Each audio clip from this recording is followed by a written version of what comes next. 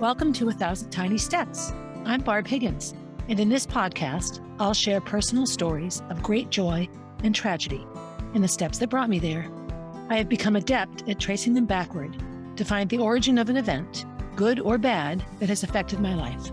I have gone from being on top of the world with Division I All-American success to being unable to get out of bed with the grief of losing a child, and everything in between.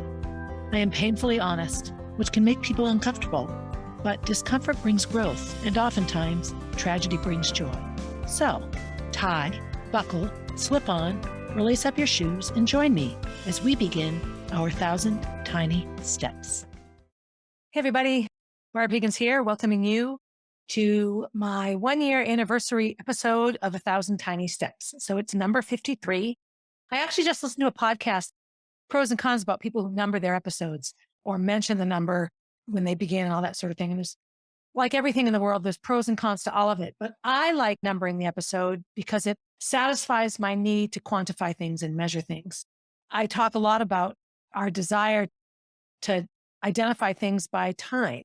The longer something happens, either the better it is or the worse it is. Anniversaries, reunions, we as humans here in the physical realm have this way of quantifying things. And time is one of the ways that we do it. And so here I am sitting in a different room than I was a year ago today. But a year ago today, I recorded a podcast episode. I believe it was episode 2. It had been the beach day for CrossFit Amesbury at Hampton Beach. And I was so new at that gym then.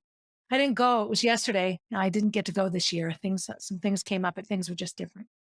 But I look at all that has gone on in a year and I just thought, let's step back for a minute. Let's take a little break and take a look at what has transpired since I began this journey.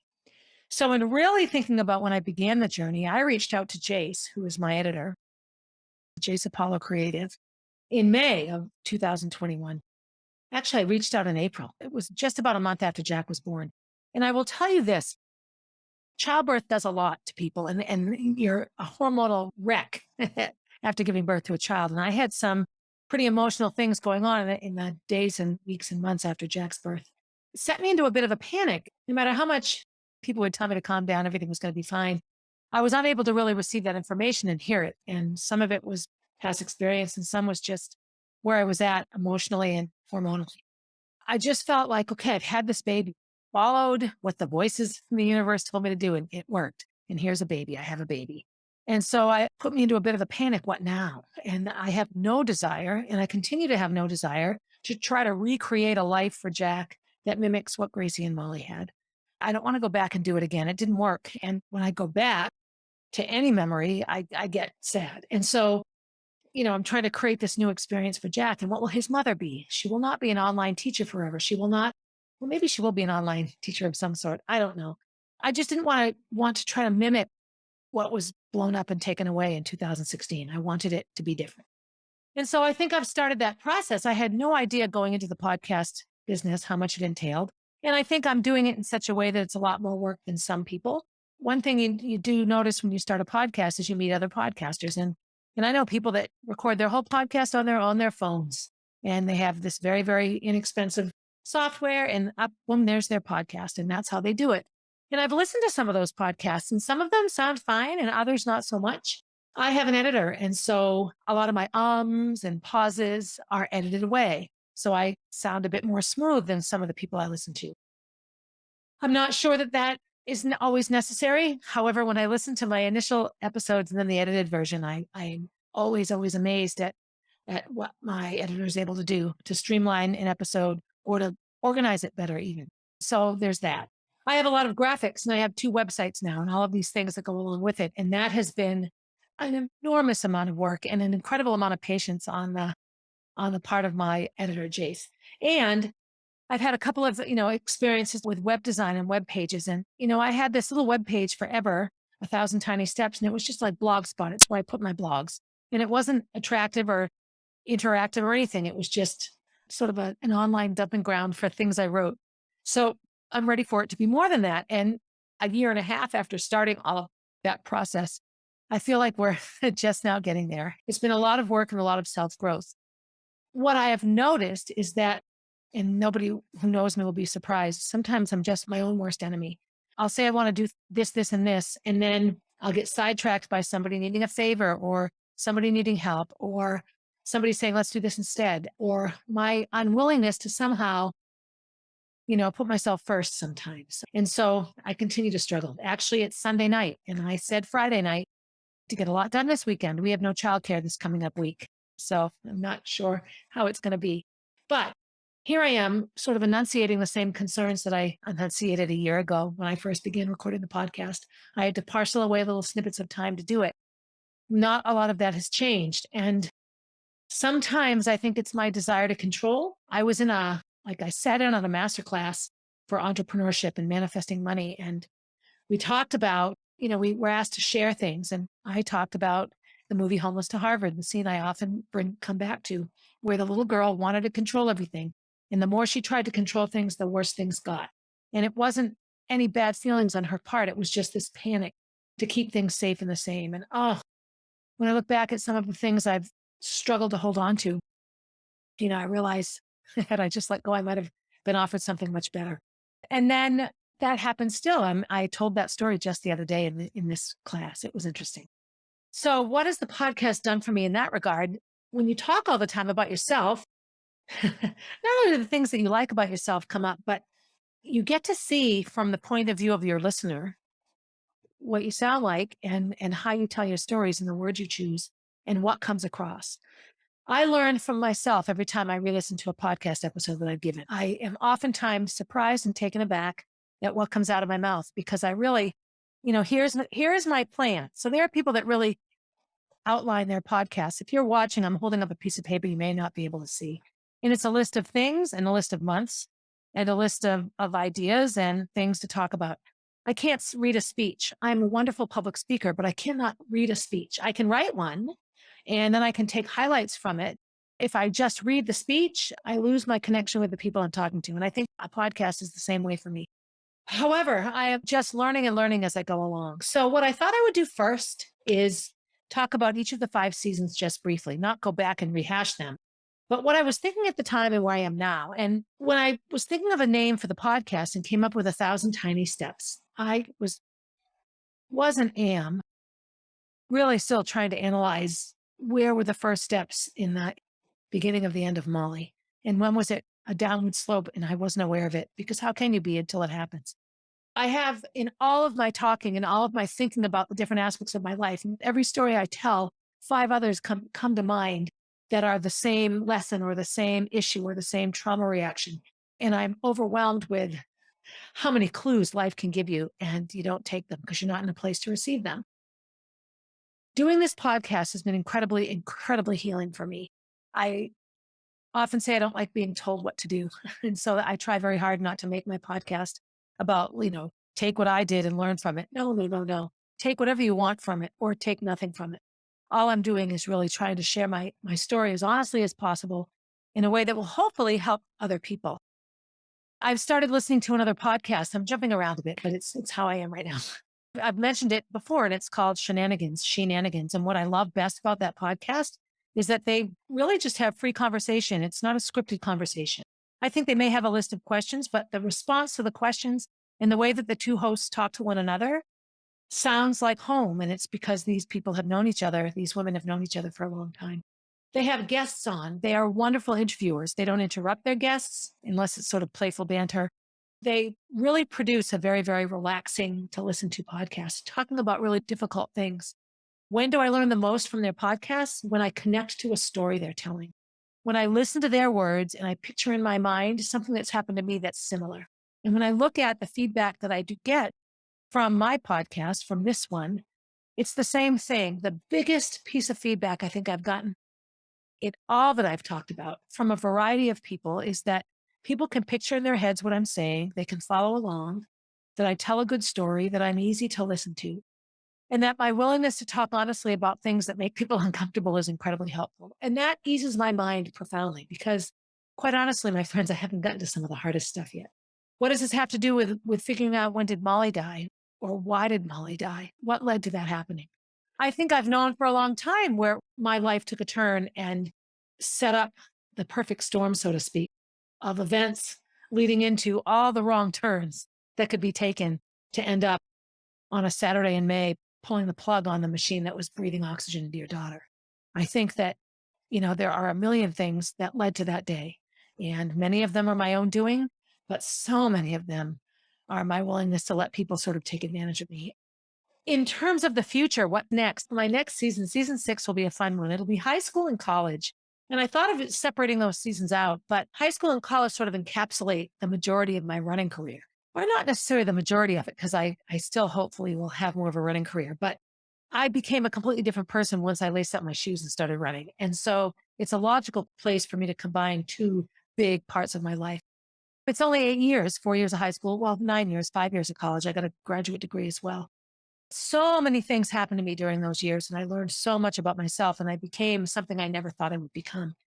And then season 7 would logically be myself as a child. And, I've also talked about my surviving child abuse and, all that goes into living in a trauma-based mind and what happens when your life is traumatic and the different ways it can affect people. That has probably been one of the biggest eye openers for me. When I was doing therapy after Molly died with the most wonderful Elizabeth Moulton. Oh, Elizabeth, how I wish you were still practicing. We talked a lot about boundaries, and I told her the whole story, my whole sort of child abuse story and the family upheaval and all the things that all the different people who got therapy from whom and where the therapy took place. And, and she just looked at me after I had told her all the things that you will all hear one day. She just looked at me and she said, I have no idea with all you've gone through why you're not, you know, dead from a fentanyl overdose or living under a bridge or in a locked facility. And she wasn't trying to be snarky or sarcastic at all. She really, the look on her face, and it actually made me feel better about myself. I have to say, I have a person in my life who I will also talk about a lot more as the seasons go along, who never, ever, ever had a hard time telling me what a failure I was and that everything that was wrong in my life was my fault. You believe those things when they're told to you long enough. That's been a huge eye opener for me as well. The last thing I'll mention just quickly before going into sort of what I have planned is that another thing that's been told to me is that I like to play the victim. Oh, poor Barb, poor Barb. And victim is a funny word because it shouldn't be looked down upon. You know, a child that's abused by a parent is a victim. There's nothing wrong with that child. What's wrong is the parents that are abusing the child. The child's been victimized. The child is a victim.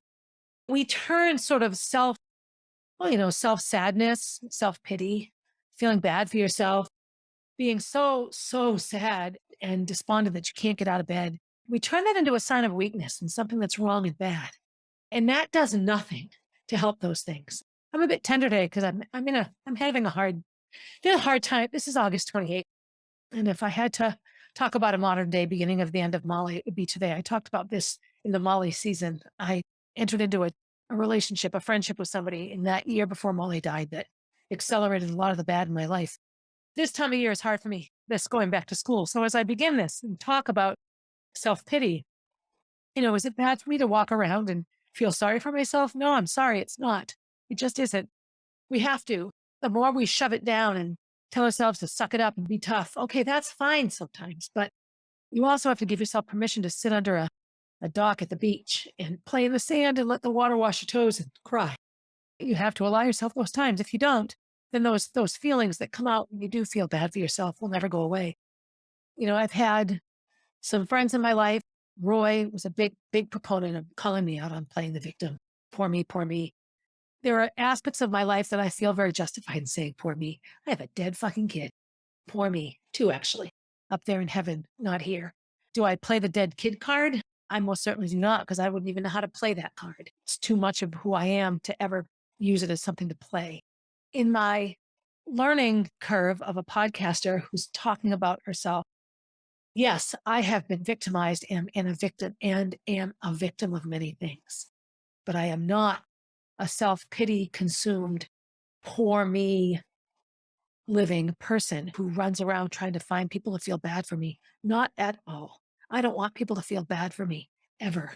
I want people to look at what has happened to me and learn from me or learn from my experiences. I want people to look at me and say, dang, she's doing okay, because I want to be doing okay. And when I'm not doing okay, when I'm a hot mess and somebody goes, oh my God, she's a hot mess, Yes, I am. Thank you. We all are hot messes sometimes. It's really, really hard when I look back on so much of what went on in my life in the years leading up to Molly's death and my situation then. And I think to how much Molly and Gracie hurt watching me hurt and how much I hurt watching some children in my life hurt. It's really hard to remember those times and not get sucked into the abyss a little bit. I also had in this past few days, I had a Facebook Messenger message from a wonderful woman named Robin who I have admired forever. She's just a mom in the circle of Molly Gracie mom friends, and her son Harry went to preschool with Gracie, and he's a ballerina, a ballet dancer, and I think I've mentioned him before. At any rate, she's this wonderful, wonderful person who I have admired forever. She's 8 kids. She can make it all happen. I've always looked up to her. And she sent me this amazing message. I hope it's okay, Robin. I'm giving you this little shout out here, but I'm the first one to look at myself and make a list of everything I haven't done. And I've been feeling that way a bit today. I just was so despondent, like another Sunday where I'm cramming all Barb stuff into the last 3 hours of the day because I never stand up for myself and just really, really negative self-talk today, all day long. That isn't what people see. And Robin's message was just how she just thought I was doing amazing things and that she liked listening to the podcast. My college boyfriend, David, his sister, Diane. Hi, Diane. I've mentioned her before and she listens. And what I love about her is that she'll message me and ask a question. Hey, can you explain this a bit more to me? I don't remember that. What did you mean by this? I love that. I love the interaction. One thing I feel that I want to really, really ask all of you who are listening is for more feedback. And maybe I need a more specific, podcast Instagram page or something. I use all my personal social media because so much of my life crosses over. I'd have 50 million pages if I had an Instagram account for everything I did. So I haven't quite figured that out yet, but I really want the interaction. And what I love about Diane is several times she's reached out just to say, hey, I like that episode, or hey, I have a question, or I love it. And one of the things that she also said that was similar to what Robin said was that it was easy to listen to me tell a story. So hopefully I will not become a boring podcaster. I will do the best I can to keep the stories interesting. And I actually think so much of high school and college is telling stories anyway, so that will be fun. So those are some things I've learned in the podcast journey in this past sort of year and a half. Really, Jack was born in March. And once I was done with all the real true postpartum and started thinking about what came next, April came along and it was like, I think I'll do a podcast. So I like it. I'm having a good time. So I have done 5 seasons. So I had Jack and then Molly and then Trauma Keeps the Score. That book like drove season 3. And then sort of a parenting season. What's it like now versus, parenting Gracie and Molly and Jack and all that. And then season 5 was, the year before I had kids, when I first moved back to Concord, and then all the years starting my teaching career, meeting Kenny, having Gracie and Molly, losing Gordy, all of that up until 2005. And 2005 to 2016 will be when I'm ready to talk about those things. That'll be a pretty intense season. Each of these 5 seasons has brought with it an unbelievable learning curve. I would say the easiest season to just get on and talk about was Jack, because I was just talking about all the things that were happening. And Jack's birth has created a number of changes in my life. We've had tremendous TV coverage, news shows and online coverage and webpage coverage. We flew to Utah and filmed a commercial for Montefiore. As I record this podcast on August 28th, we're a couple of days away from heading down to New York City to take another look at the billboards and at the building, and just to sort of, take it all in and see what that's like. Jack's life has connected me with amazing mothers, some who've had IVF success like I have, some who have not. I just read an article, and actually a woman sent it to me that I don't really know very well, but she sent it via Facebook Messenger. Hey, Barb, did you see this? I saw this article. And it was a very well-written article, totally blasting the commercial, saying what a terrible thing the commercial was. I actually should do a whole podcast episode on that. Maybe I'll do a live on it. I don't know. But I'm not opposed to anyone having their opinion or their thoughts. That's the whole beauty of putting yourself out there. There are people that love my podcast. There are people that have no desire to listen to it. That is all absolutely as it should be. We are a diverse culture and population, and humanity is not all the same. So this woman was concerned that the hospital had this wrinkly-faced, hunched-over woman sitting all by herself in the pitch black. And then somehow now I'm, nursing a baby and, promoting a hospital. And oh, by the way, what are the genetics of the baby? And oh, by the way, she didn't even go to that hospital to have the baby. It was a very, very critical article. And I very much would love to speak to the woman who wrote the article because she never got in touch with me to ask to clarify any of the assumptions she made. Much of her article is false.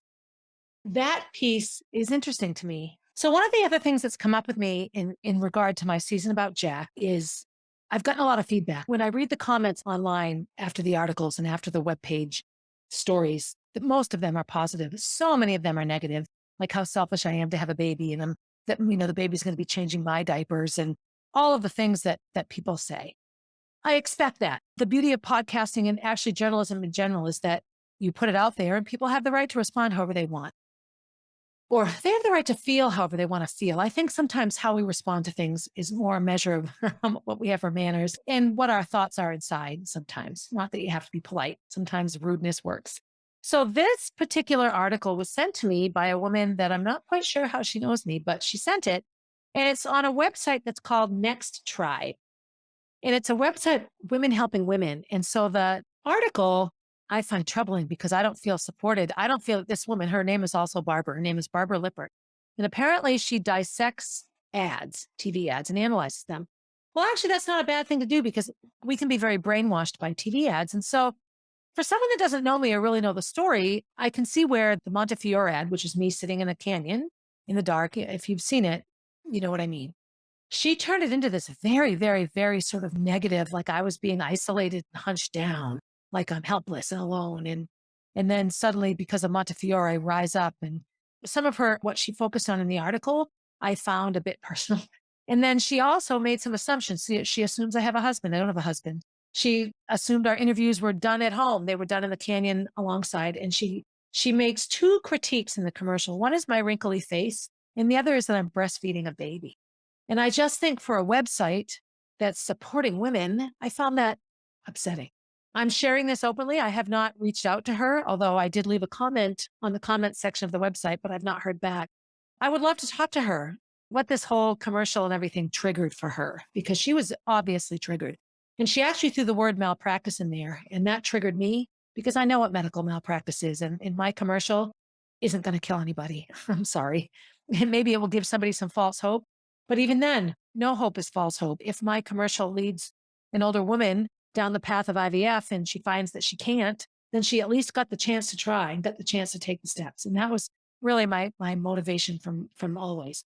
Season 1 was Jack. Having Jack got me to sort of start the podcast in the first place.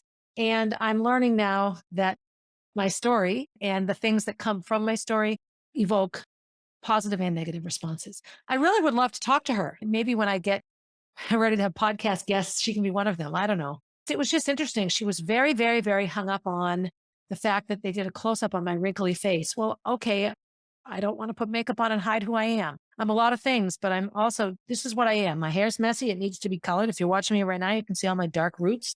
What do I care? That's who I am. I'm not going to put on a bunch of makeup and hide behind it. I'm not. She was all very, very concerned that we didn't talk about sperm and egg. Well, okay, Jack's biology is his business. It's no one's business. I could ask her, who's your father? Are you sure? Do you really know? Those things were interesting to me. And you can tell it's triggered me a little bit. But I feel that that's healthy. We should be challenged. So that was the Jack part. Molly. So in the process of the podcast, I've really been working harder to make the MollyB Foundation an actual foundation instead of supporting it with my own money. In the process of researching foundations, I find that so many people do exactly what I do. I just keep writing checks and paying money because I have the money and I just keep spending it. And I'm not making any money. I haven't fundraised successfully in my foundation and I haven't monetized my podcast. These weren't my big goals in the beginning. So the fact that they haven't come to fruition is because I'm not really focusing that way, but I'm ready to now. I want the MollyB Foundation to be an official 501c3, and we're in the tedious process of making that happen. Talking about Molly and keeping her alive in the healthy ways that people who've passed on should be kept alive is important to me. And I think a positive aspect of the podcast. Two things here. Because I've lost a child, two actually, and because I've lost so much of what you lose when you lose a child, I started David Kessler's grief certification coaching course. And boy, have I learned a lot. It's phenomenal. One of the things that they say that is different now, psychotherapy and all of that morphs, that in order to process grief, you should keep talking about it. You should keep talking about the person that's died. You should keep talking about how you're feeling. That used to be, I remember Coach Ludi telling me that when his daughter Phyllis died, You worked all day and you cried all night and you didn't talk about it to anybody. You just didn't. You put it away. And in terms of how life was in the 1940s and 50s and 60s, maybe that makes sense. But it's not that way now. I think there's safety in conversation. And I love talking about Molly. People talk about their alive kids. Why can't I talk about Molly? And yes, my stories about Molly stop April 30th, 2016. The next story is the beginning of the end of her in the most literal sense. The Molly season of the podcast allowed me to reminisce. It allowed me to talk about the things the foundation is doing for her right now and also what we want it to do. So a year ago, I did not have a board of directors like I do now. A year ago, I had not had 2 meetings like I have had now. A year ago, I didn't have the 501c3 in process like it is now. It's better. Is it where I want it to be? Not even close, but it's better. That's a continued piece of the process. If any of you listening have any experience in nonprofits, I would love, love, love to hear from you. I will listen to everything you have to say and I will accept any help you can give. Trauma keeps the score. So this is a serendipitous sort of event. Season 3, I wasn't going to get into talking about books. In the process of listening to my podcast episodes that he has to edit all the time, my editor suggested the book, The Body Keeps the Score, and I bought it. And oh my God, it was life-changing. And I've talked about this before as well. And so many decisions that I have made make sense. So another piece of both trauma and grief that I've learned in the process of doing this podcast is neuroplasticity and the actual scientific side of the emotion in the process of grief. So, we often think that emotions are emotional, they're hormones, or they're based on things that aren't real. And that, that if you want to be successful, you have to put those things aside and squelch them. It's a very masculine view of putting on some tough face, some bravado. And a lot of things go on in the brain when different emotions are being experienced. Sometimes, like for example, stress, positive stress, a roller coaster ride, woohoo, negative stress, car accident, the body responds identically. The body itself doesn't know if it's good or bad. The mind does, and your emotional well-being knows the difference, but the physical effect on the body does not. I found that interesting. I learned that when I began teaching high school health, and I thought that was so interesting. In the process of talking about Molly's death and talking about child abuse and talking about my job loss and Roy and talking about the failures in my marriage and all of the things that I've gone through in my life, I realized that so much of this is absolutely brain-based. And when I say brain-based, I mean neurological in nature. And so the learning process around that has been phenomenal. The grief course that David Kessler teaches talks about that as well. And this course is designed, for the person who would be the grief coach. How do we facilitate healthy conversations with our grieving clients? That kind of thing. I never, ever stop learning. This is one thing I've been good at applying to myself. I don't always take my own advice, but it's so eye-opening when you're suffering in a way and you hear a story or you read a book and you go, oh my gosh, that's so helpful. Or I never knew that. This is another way my therapist, Elizabeth, was super helpful with me, was when I talked about how I would end up in the line at Runlet.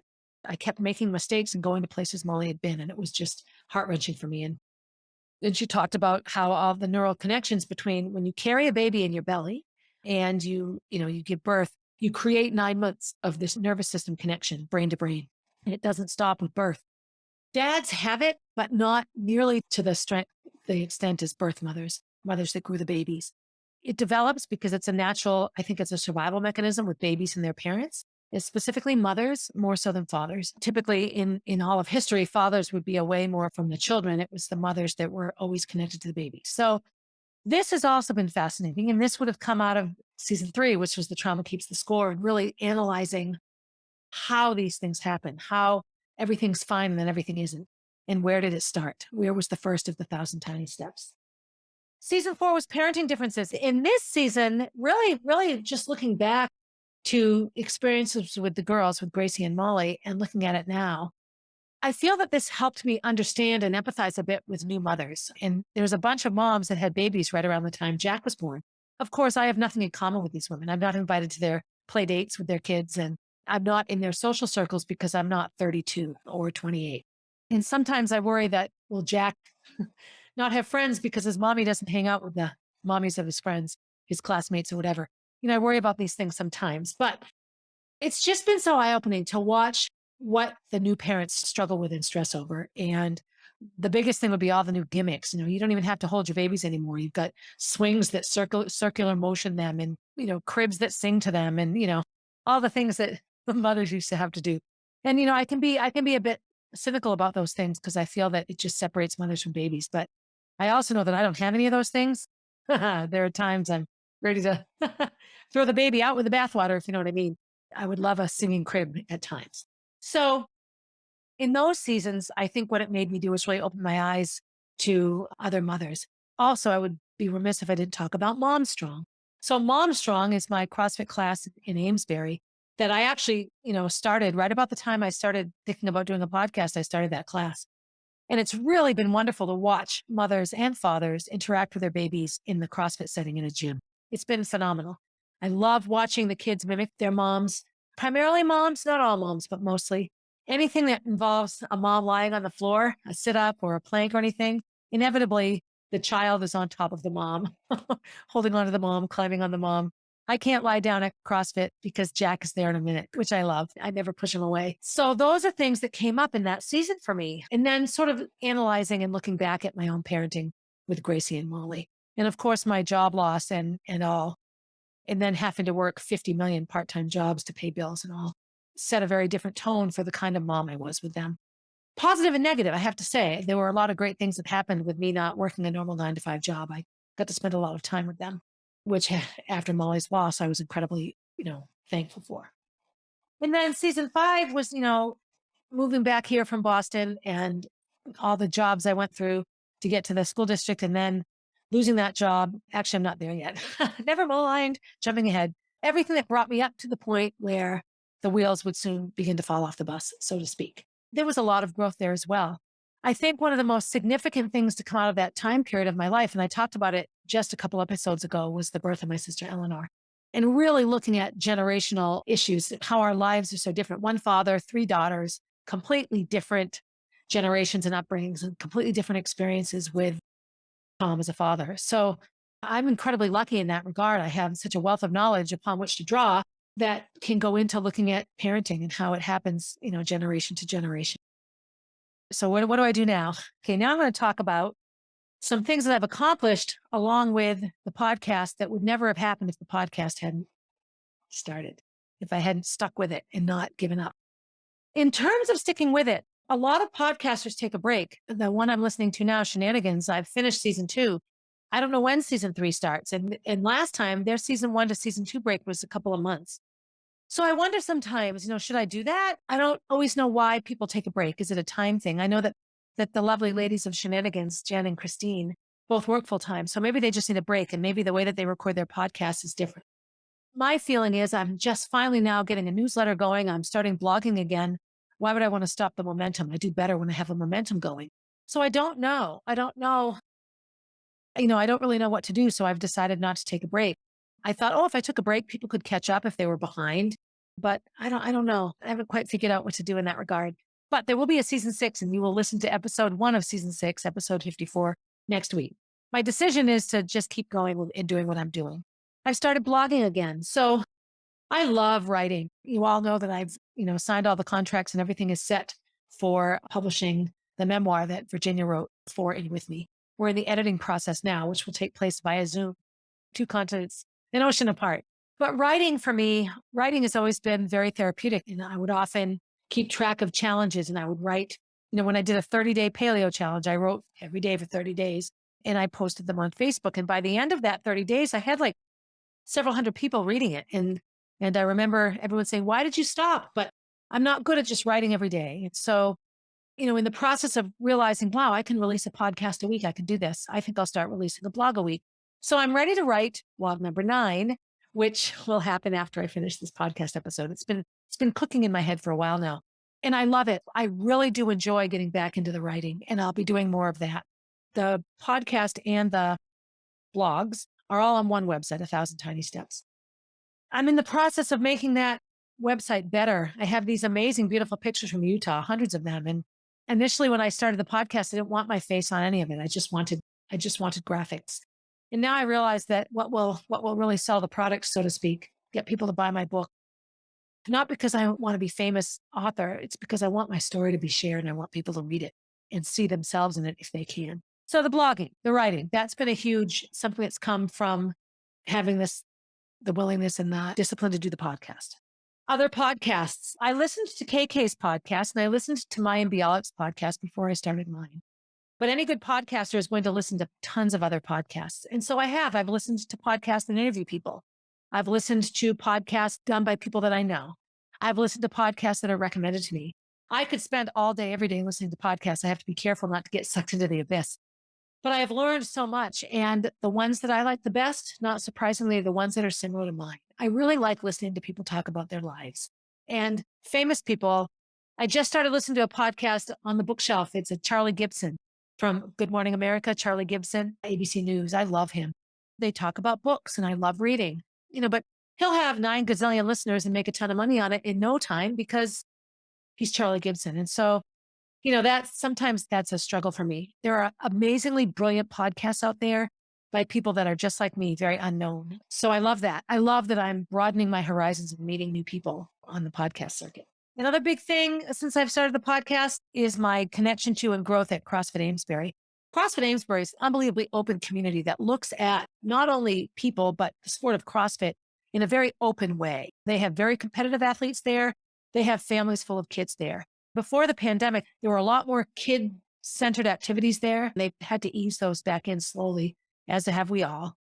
But one thing I love about it is they really, truly do just accept everybody. And they have a variety of classes. It's not just, here's the class for today. When CrossFit first started, you didn't even know what the workout was. That was the beauty of it. You didn't know what you were doing until you walked in the gym. And I miss that sometimes. Like you can look now at what the workout is and fill your head with all sorts of preconceived notions before you even step into the gym. I miss that aspect of CrossFit a little bit.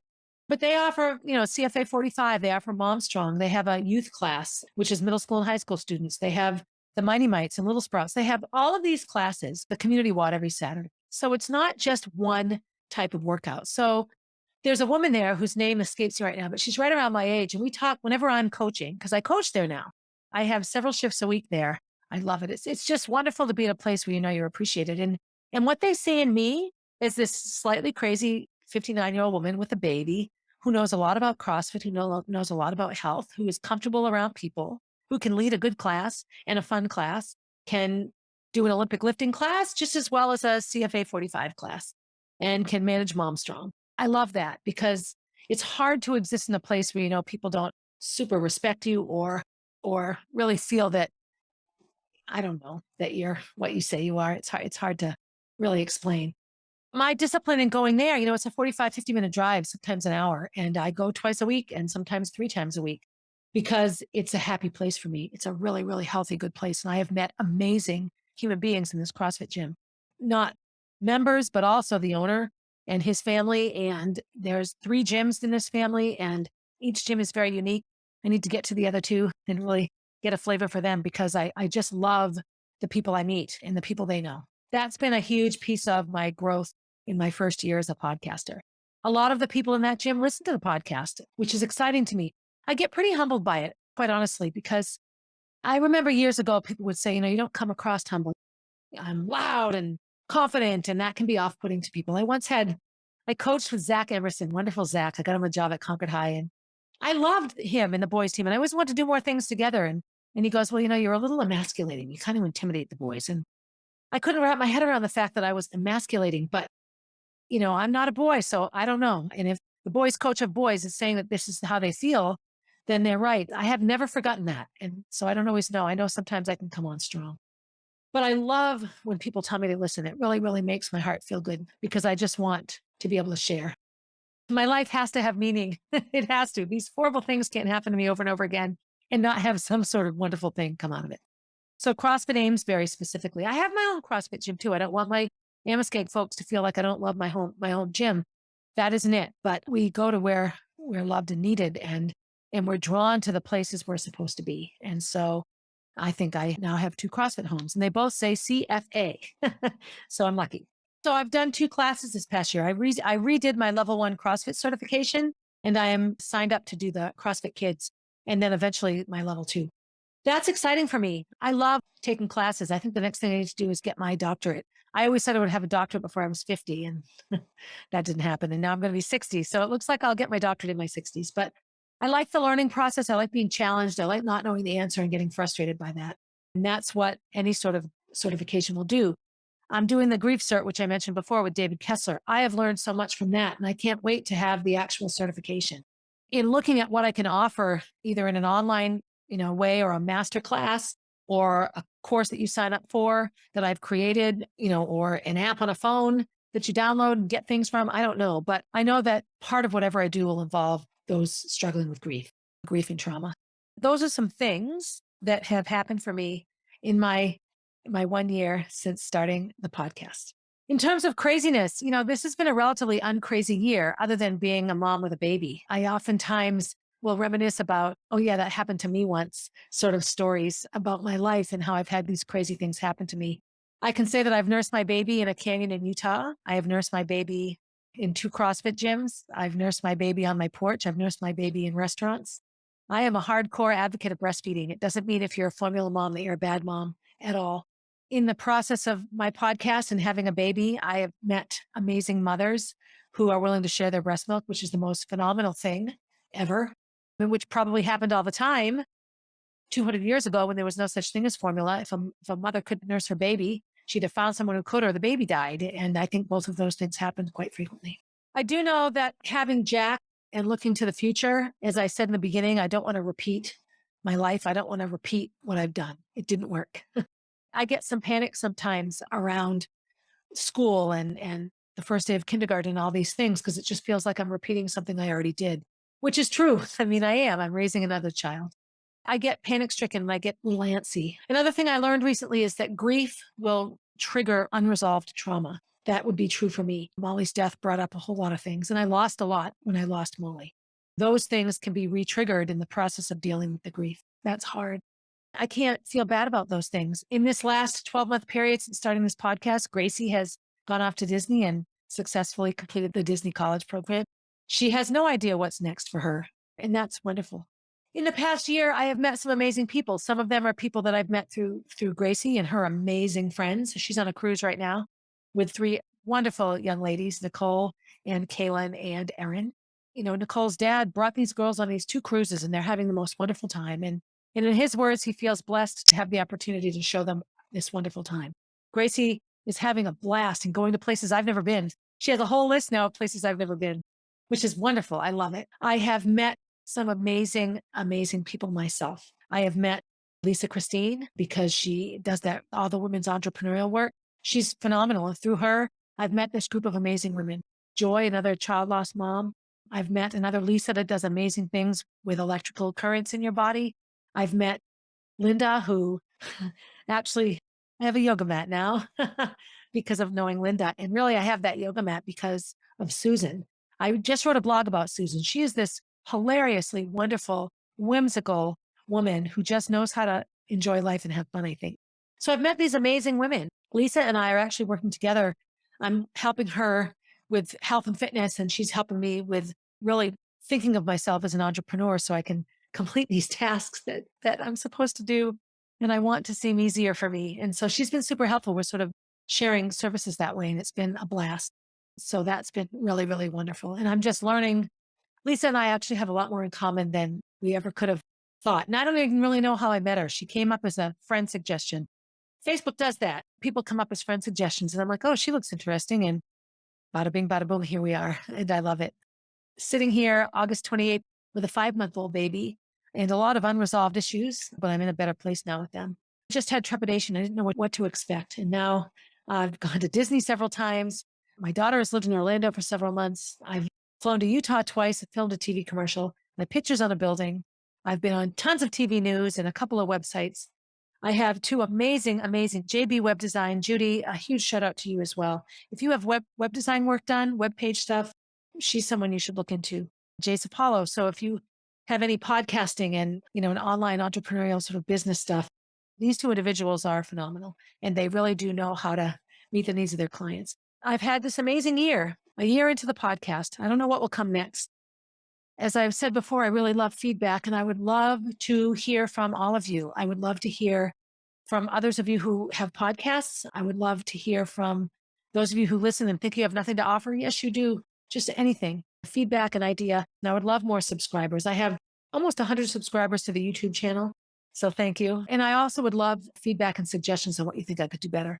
Some of my goals for the next year, for 2022 into 2023, is to solidify a more lucrative online experience, whether that's offering interactive services of some sort or whether it's creating media that people can watch. I haven't quite nailed that down yet, sort of letting it unfold. I have some fitness goals. I am really getting back into shape and doing some CrossFit competitions again. I would love to step up my level there. I would like to get the book published. My book should be published. I mean, that hopefully will happen, but knowing me, I'm the one person that could prevent it from happening.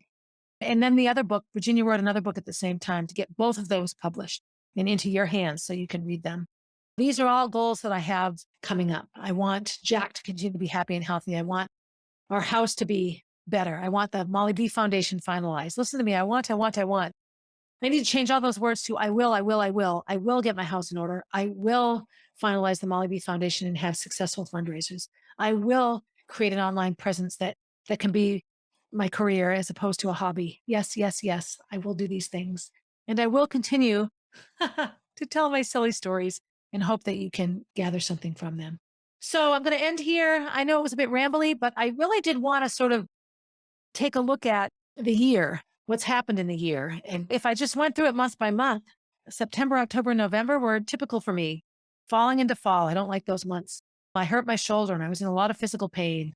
I didn't know what to do about that. Gracie was getting dark and cold. The Christmas show was coming. We did the MollyB basket, all of the things that I'm not looking forward to now.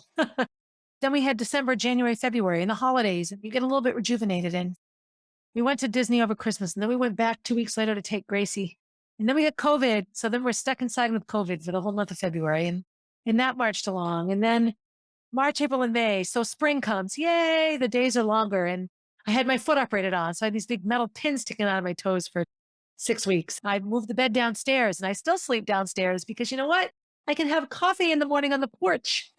And Jack is just a few feet away. So that was spring. And then we have June, July, and August. We got through Molly and the anniversaries and the horrible month of May. And then we have summer, and summer is here, and the hot weather, and it's light till 9 o'clock at night. And I'm getting super fit, and I do a CrossFit competition again. And the podcast is taking off, and I get hired to coach at Amesbury. And look at all these things. I start blogging again. So I have to stop moping around, Barbara Jean. Be sad when you need to be sad, but I'm trying very hard to just share with you the things I'm feeling pretty good about. So one last teeny tiny thing. Those of you that are watching, I have this area that I record the podcast. So I'm going to be setting up a new office. And so my season 6 opening episode will be from my new office. I'm excited about that. I will share about it when I'm there and set up. But I have a lot of changes coming, and I want a lot of changes to come. So I'm going to try to manifest these things in my life. If I've left anything out that you think I should have talked about, I apologize. I really am having a good time with this, and I appreciate so much everyone that listens. And I appreciate the fact that Kenny's been at the park with Jack for like an hour and a half now. Yay! Do something good for yourself before you do something good for someone else. Keep listening. Keep doing all the good things that you do. And as always, have a good day, everybody. Hey, thanks for listening and for supporting 1,000 Tiny Steps. I hope you enjoyed the episode and will continue to listen. Feel free to leave a review and share my stories with your friends. Also, please reach out if you have stories to share.